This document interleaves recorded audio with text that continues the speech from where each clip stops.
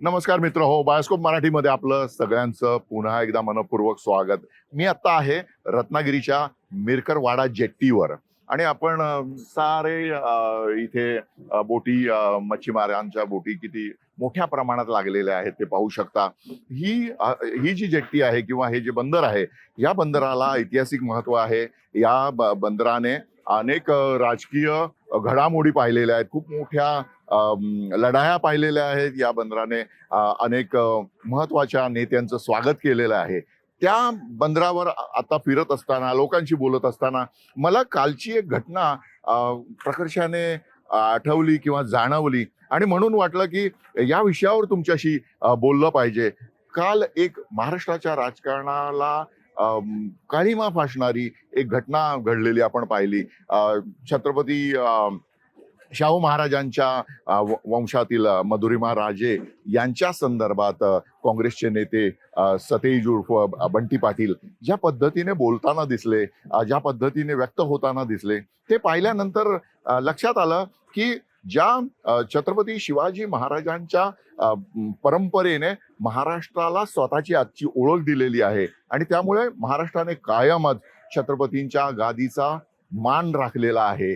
कायमच महाराष्ट्राने छत्रपतींच्या गादीबद्दल आदर दाखवलेला आहे आणि या सगळ्या पार्श्वभूमीवर राजकारणापोटी ज्या पद्धतीने सतेज पाटील यांच्यासारखा एक चाणाक्ष नेता अशा पद्धतीने भावनाविवश होऊन वाईट शब्द वापरतो, ते पाहिल्यानंतर लक्षात आलं की महाराष्ट्राचं राजकारण खूप वेगळ्या दिशेने चाललेलं आहे. आज छत्रपती शाहू महाराजांचे महाराष्ट्रावरच नाही तर सबंध भारतावर उपकार आहे. शिवाजी महाराजांएवढीच किंवा त्यांची परंपरा अधिक उज्ज्वलपणे पुढे नेणारे दुसरे महत्वाचे राजे छत्रपती शाहू महाराज. शाहू महाराजांनी भारताला पहिल्यांदा आरक्षणाचं संरक्षण बहाल केलेलं आपण पाहिलेलं आहे. छत्रपती शाहू महाराजांनी खूप मोठ्या प्रमाणात समतेचा पुरस्कार केलेला दिसला. खऱ्या अर्थाने म्हणजे प्लुटोने 2250 वर्षापूर्वी जी फिलॉसॉफर किंगची कल्पना मांडलेली होती त्यांच्या द रिपब्लिक या ग्रंथामध्ये, त्यानुसार वागणारा आदर्श राजा कोण तर छत्रपती शाहू महाराज. हे महाराष्ट्राने पाहिलेलं आहे, अनुभवलेलं आहे. त्या कोल्हापूरच्या गादी संदर्भात, तिथल्या वंशजांसंदर्भात केवळ राजकारणाबद्दल मला काही म्हणायचं नाही. अर्ज भरणे, अर्ज मागे घेणे या त्या राजकीय पक्षांच्या भूमिका असतात, त्या व्यक्तीवर त्या आधारित असतात.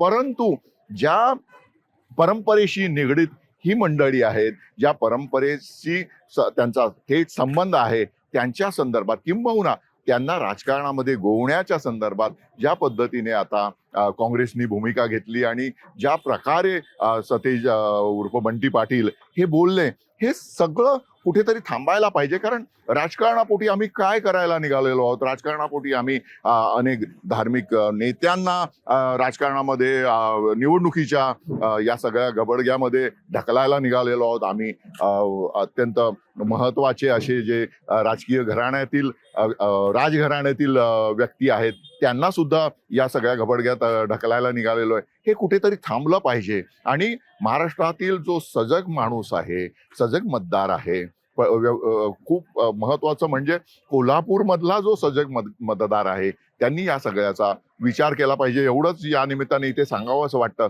कारण छत्रपती शाहू महाराजांनी महाराष्ट्राला जे बहाल केलेलं आहे, या देशाला जे बहाल केलेलं आहे, त्याचा सन्मान करणं ही तुमची आमची प्रत्येकाची जबाबदारी आहे आणि त्या सन्मानाच्या उलट तुम्ही जर अपमान करत असाल तर हे मराठी जनता, महाराष्ट्राची जनता सहन करणार नाही. त्यामुळे एकीकडे तुम्ही तुमचं व्यक्तिगत राजकारण पुढे नेण्यासाठी अशा पद्धतीने जर काही अनुद्गार काढत असाल, तेही एका राणी संदर्भात, तर हे अनुद्गार तुम्हाला काढणं योग्य ठरणार नाही. एवढंच मी सांगू इच्छितो. आणि पुन्हा एकदा सांगतो की राजघराण्यातील मंडळींना राजकारणामध्ये त्यांनी यावं किंवा न यावं हा त्यांचा प्रश्न आहे. परंतु ते राजकारणात येत असताना त्या स्थानाचा, त्यांच्याबद्दल जो आदर समाजामध्ये आहे त्याचा जो अशा पद्धतीने बाजार मांडला चाललेला आहे, हे कुठेतरी थांबलं पाहिजे. ही सर्वसामान्य मराठी माणसाच्या मनातली भावना व्यक्त करावी असं मला वाटलं, म्हणून मी बायोस्कोप मराठीवर पुन्हा एकदा तुमच्या समोर आलो. मित्र हो, आपण निघालेलो आहोत महाराष्ट्राच्या दौऱ्यावर, आणि महाराष्ट्राच्या दौऱ्यावर फिरत असताना मी वेगवेगळ्या ठिकाणी जाईल आणि वेगवेगळ्या ठिकाणी लोकांना भेटून त्यांच्या मनातल्या भावना, त्यांना राजकारणाबद्दल काय वाटतं, त्यांना समाजकारणाबद्दल काय वाटतं आणि महाराष्ट्राच्या भवितव्याबद्दल काय वाटतं हे तुमच्यापर्यंत घेऊन तुम्ही अवश्य पाहत राहा. महाराष्ट्र व्यापी दौरा, ज्याचं आम्ही शीर्षक दिलेलं आहे मार्ग सत्तेचा, फैसला जनतेचा. पाहत राहा फक्त बायोस्कोप मराठीवर.